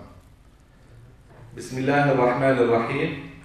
كنا نسمع أيام التحصيل أحد كبار المستشرقين يقول إن العرب لم يكتبوا تاريخا وإنما كتبوا تراجم، ويستدل على مقولته هذه بأن الكتب الموسوعية التي وضعها العرب في علم التاريخ كتاريخ بغداد للخطيب البغدادي في القرن الخامس للهجرة هي تراجم للعلماء على اختلاف تخصصاتهم، باستثناء تلكم المقدمة التي بسط القول فيها عن تاريخ مدينة السلام. وربما نسي هذا المستشرق أو تناسى أن كتب التراجم أو الوفيات التي سماها العرب تاريخا هي عين التاريخ، وإن خص القدماء كتابة التاريخ بمفهومه الحديث بلفظ الأخبار كأخبار واسط وأخبار مكة، ونعت مؤلفي هذه الكتب بالأخباريين حسب ما جاء في كتاب الأنساب للسمعاني، الذي كان أول من قال إن الأخباري هو الذي يحكي النوادر والروايات. ويعد المختصون في علم التاريخ كتاب الأغاني لأبي الفرج الأصبهاني، وهو كتاب في تراجم الأدباء والشعراء، من أهم كتب التاريخ، لأنه يحتوي على أخبار تاريخية قد لا تجدها في كتب التاريخ، غير أن المؤرخين لم يعتمدوه لاتهام مؤلفه بالخلاعة والمجون. وقد اهتدى مجموعة من العلماء والمحدثين إلى وضع مؤلفات في التراجم خاصة بمدنهم أو بالنسبة لبلاد المغرب، كالعباس بن إبراهيم المراكشي صاحب الإعلام، أو الفقيه داود مؤلف تاريخ الطاوين، أو ابن زيدان صاحب الإتحاف وآخرين.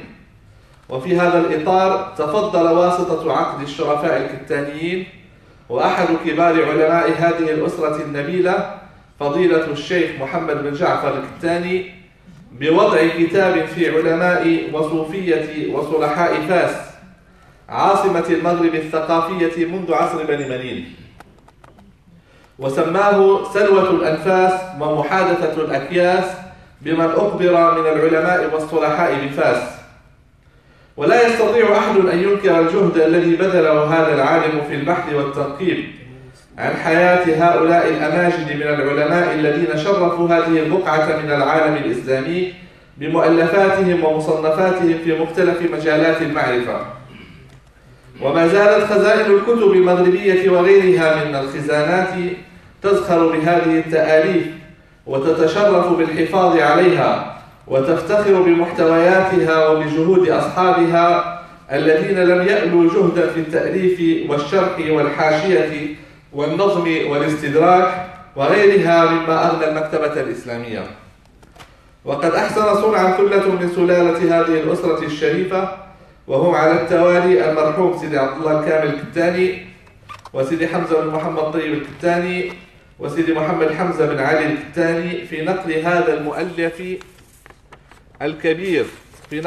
المؤلف الكبير من طبعته الحجرية النادرة إلى طبعة سلكية حديثة، مع مراجعتها وإغنائها بالفهارس التي يسرت قراءتها للباحثين. وبعد ظهور الطبعة الأولى من الكتاب التي حظيت بعناية الباحثين بقراءتها ودراستها سواء في الرباط أو في فاس، أبت أريحية هؤلاء الشرفاء إلا أن يعودوا إلى إخراجها في الطبعة الثانية أنيقة بعد نفاذ الطبعة الأولى، مع الأخذ بعين الاعتبار ملاحظات العلماء والباحثين التي لا تمس جوهر الكتاب بقدر ما هي تصحيحات لبعض الأخطاء جاء معظمها نتيجة سرعة التلقين وفوات الطبع. فلا يسعني في الختام إلا أن أهنئ الباحثين الذين سهروا على إخراج الكتاب في حلته الجديدة، كما أهنئ أهل العلم في بلدنا العزيز بظهور هذا الكتاب مرة أخرى، والذي يحمل بين ثناياه تاريخا للعلم والفقه والأدب في مدينة فاس نستشفه من تلك التراجم التي سطرها عبقري آل الكتاني رحمه الله تعالى، والله من وراء القصد. أحمد شوقي بلبين، مدير الخزانة الحسنية.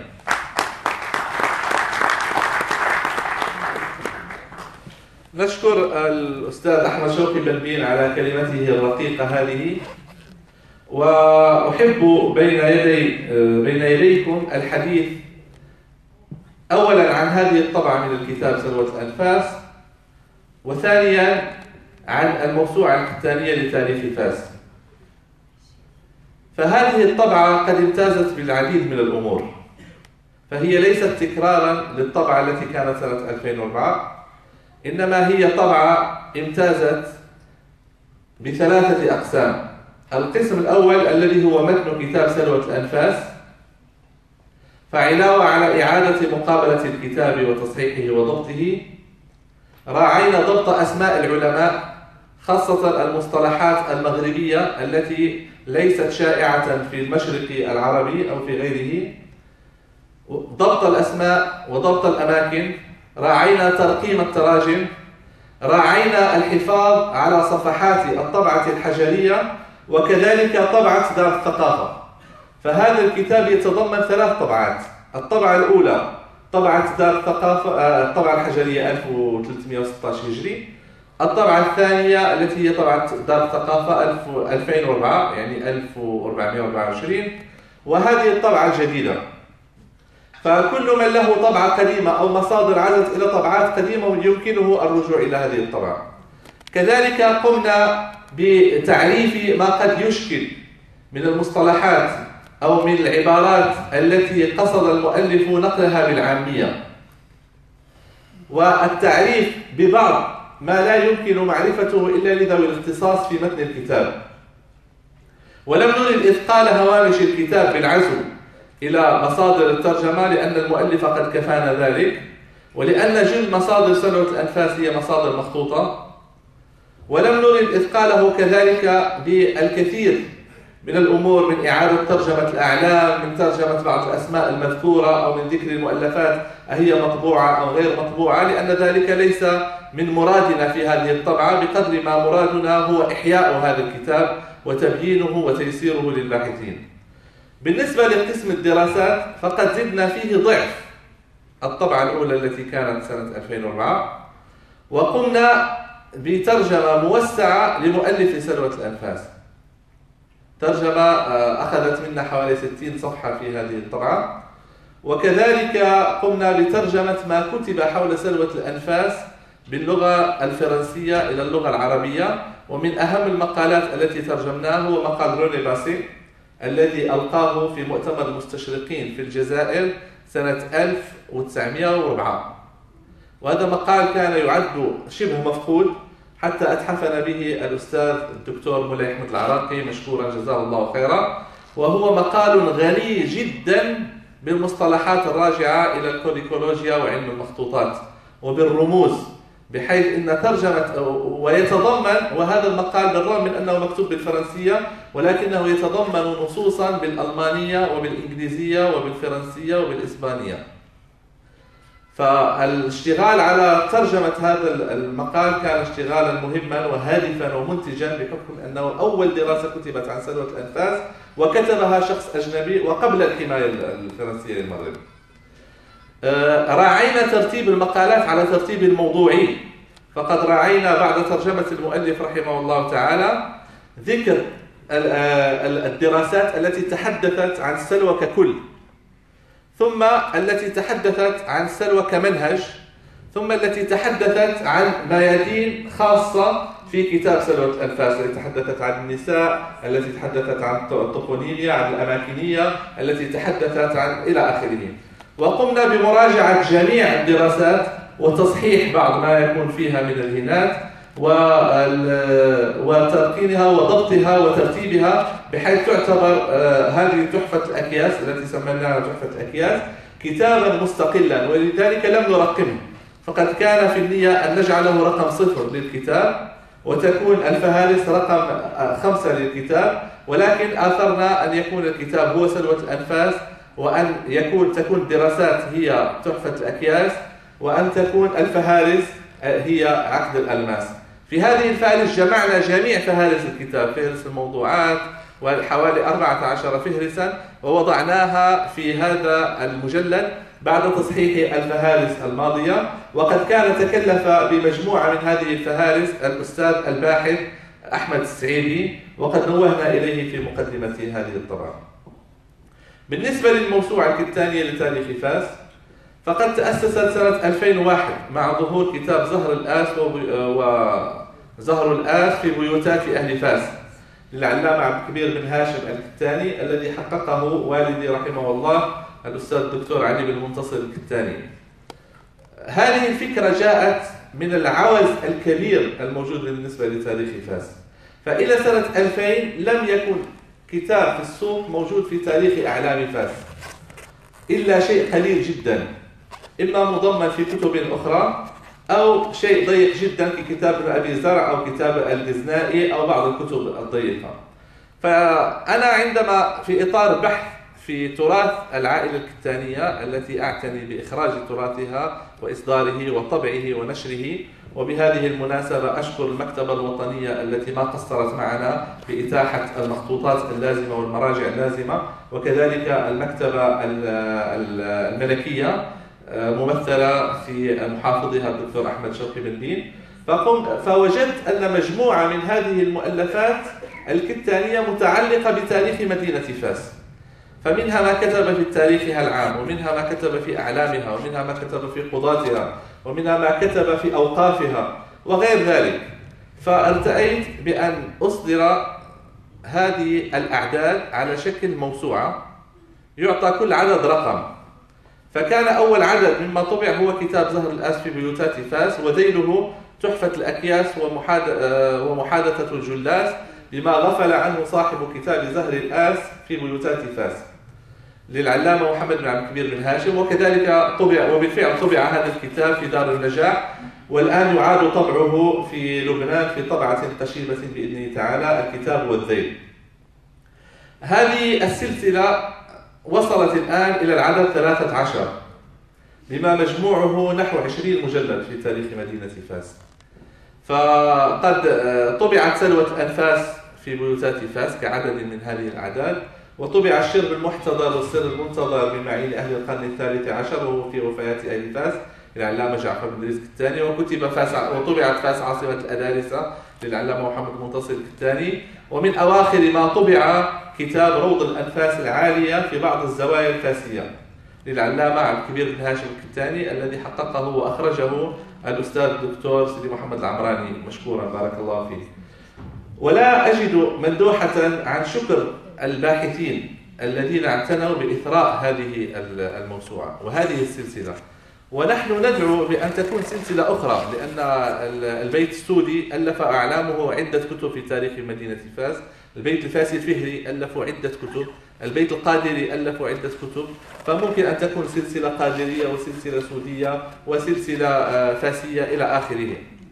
وأبشر الإخوة بأن أحدث عدد صدر من الموسوعة الكتانية تاريخ فاس هو العدد 13، ممثلا في هذا الكتاب الذي هو مطالع الأفراح والتهاني وبلوغ الآمال والأماني في ترجمة الشيخ عبد الحي الكتاني. هذا الكتاب يقع في حوالي 700 صفحة، حققه الأستاذ الباحث المقتدر السيد خالد السباعي، وهو يحضر معنا، وهو رئيس دار الحديث الكتانية والتي تعنى بنشر كتب التراث، خاصة التراث المغربي والأندلسي، خاصة ما له علاقة بالشيخ عبد الحي الكتاني. هذا الكتاب يعتبر كنزا ويعتبر مادة مهمة وأساسية حول الحياة العلمية في مدينة فاس في القرن المنصرم، ممتدة من سنة 1302 هجرية إلى 1382.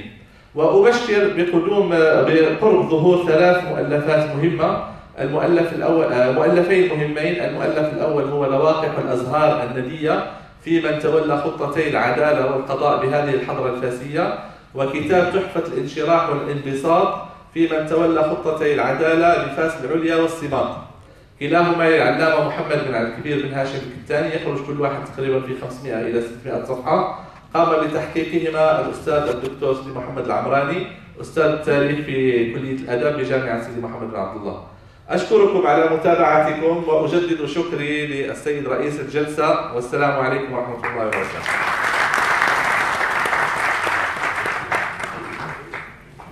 كما وعدتكم نختتم جلستنا بقبيل شعري هو لشاعر سلاب الأقول لشاعر المغرب الأستاذ الأستاذ التناني السوسي، فليتفضل مشكورا.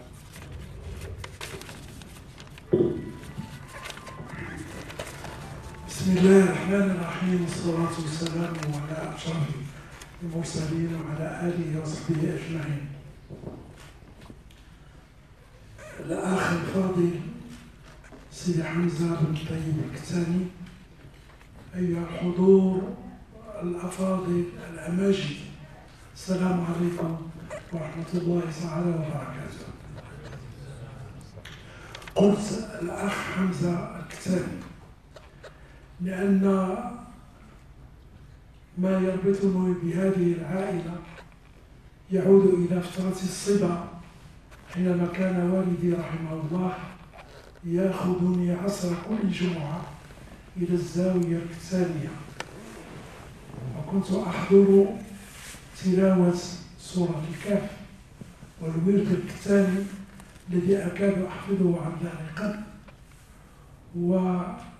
وسيختتم الحفل بعد صلاة العشاء بالعمارة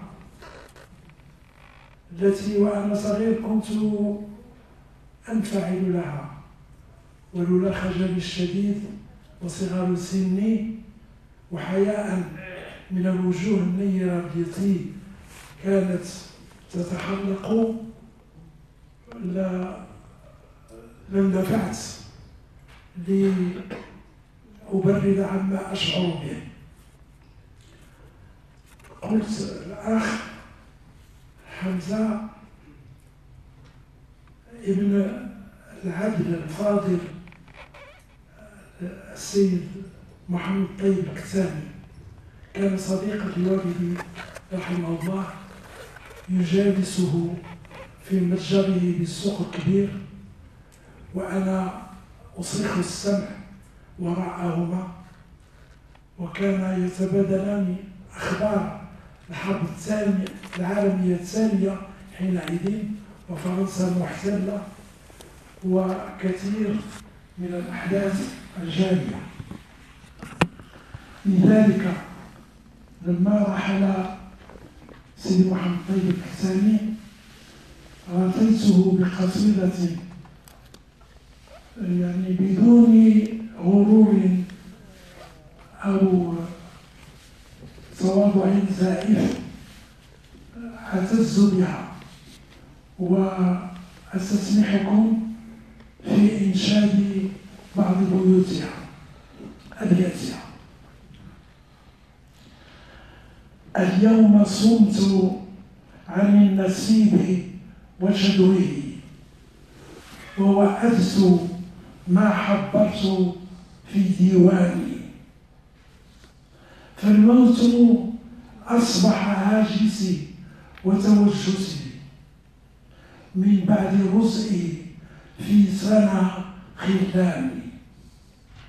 عقد تناثر فانسحبت بفقدهم، ولكم رثيت بأحرف الأشجان، فغدا الرثى مزمار شدوي، فغدا الرثى مزمار ما أشدو به، ومداد محبرتي وطوع بناني. أطيافهم أبدا تزور وسادتي، أضغاث أحلامي رؤى إخواني، لكأنهم ما غيبوا تحت الثرى وتسربلوا في القبر بالأكفان. الصوفيون الغر أين مثيلهم في يومنا فأراهم بعياني. كانوا مصابيح الورى وسناءهم، عاشوا حياة الزهد دون ثواني، أو قل بذورا في السماء طوالعا. جئني بمثل الباقر الكتاني، جئني بمثل الباقر النوراني. ما غرهم مال ولا جاه سوى حب الرسول وشرعة القرآن. المادحون الذاكرون لوجدهم، أحببتهم عفوا بكل سفاء. ولكم سعدت بلثم أيديهم، وكم مسحوا على رأسي بتحناني، فنشأت في أحضانهم متفيئا لظلالهم، والظل خير مكاني. تتلألأ الأنوار حيث تقلبوا، أكرم بنور الطيب الكتان. العالم العدل الموثق واثقا، الشهم في رأي وفي ميدان، ورث النباهة والمكارم والتقى من صرح بيت شامخ الأركان. يا ليت شعري هل أجود بقطرة وفراته يروي ظما الظمآن. يا ليت أكشف ما له أكننته في خافقي، وبه يبوح لساني. عذرا إذا لم أقوى عن إطرائه، ألطيب آتي بطيب ثاني. فالطيب منه نهلته، ومن الأولى هم من ذكى بطيوبهم إيماني. جازاهم عني الإله مثوبة، والشكر شكر الواحد المنان.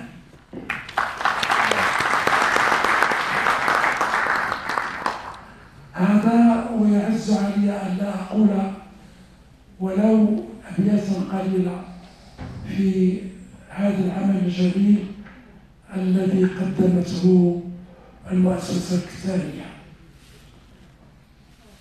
إذ وجدتني منهمكا في منوال قصيدة أخذت مني بعض الوقت والجهد، فكتبت أبياتا قليلة آمل أن تلقى قبولا لديكم. قضيت العمر يمتعني كناسي ظباء الزهر من ورد وآسي، وأرشف كالفراش رحيق زهري، وأهدي كأسه خدما يواسي. وهل أحلى وأغلى من رحيق ولو وزنت أريجته بماسي، سوى حبر أتى حرفا فحرفا بقرطاس ينير بلا مساس. فهل تدرون ما بالعطر أعني؟ نفيس المسك سلوته لآسي. متى رمت السلو وكنت آس، فإن سلو الأنفاس بفاسي. جزى الرحمن مبدعها حروفا تتيه على النجوم بلا قياس. والسلام عليكم. حضرات السيدات والسادة، ونحن في نهاية حفلنا المبارك، لا أخفيكم كم أنا سعيد، ونحن نقيم هذا الحفل البهيج بمدينة الرباط عاصمة الأنوار. كنا من قبل يتوجه إلي الإخوان بالانتقاد: لماذا كل ندواتكم بفاس؟ فأقول لهم الآن إننا الآن بالرباط بفضل المكتبة الوطنية، شكرا لمحافظها ورئيسها بأن أعطانا هذه الفرصة واحتضننا في هذا الصرح المجيد، في هذا الصرح الكبير الذي يجمع بين جدرانه شباب آمال المستقبل. كعادتنا، ونشكر الأخ الشاعر، وقد أخبرته فقط البارحة أن يفاجئنا بقريدي، لأن هذه من عادتي كل ندواتنا نختمها بقريد شعري يناسب المقام. فقدمنا لكم نموذجا من كتبنا التي أصدرناها خلال هذه 10 سنوات الأخيرة، وهي تفوق 150 عنوان، نقولها بكل تواضع، وهي ليست فقط من إنتاج العائلة، لكن هي من إنتاج باحثين وعلماء ينتمون إلى أهم الجامعات المغربية من خلال التعاون والعقدة التي أبرمناها مع 5 جامعات مغربية. فبفضل هذه الجامعات وباحثيها وصلنا إلى عدد 150 عنوان.